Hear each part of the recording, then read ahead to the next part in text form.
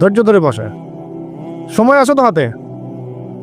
আচ্ছা, আজকে আমার হাতেও সময় আছে ইনশাআল্লাহ, তার আর কিচ্ছু নাই, ইনশাআল্লাহ লম্বা আলোচনা হবে। ঠিক আছে, এখন শোনেন, এই ব্যক্তিকে নবী সাল্লাল্লাহু আলাইহি ওয়াসাল্লাম জিজ্ঞাসা করলেন কি তুমি কি দেখো? সে বলছে আমি কি দেখি? আরশ। আরশ কোথায়? সমুদ্রে। তুমি তো শয়তানের আরশ দেখো। এবার দ্বিতীয় প্রশ্ন করছে, তুমি কি বিশ্বাস করো যে আমি মুহাম্মদ শেষ নবী?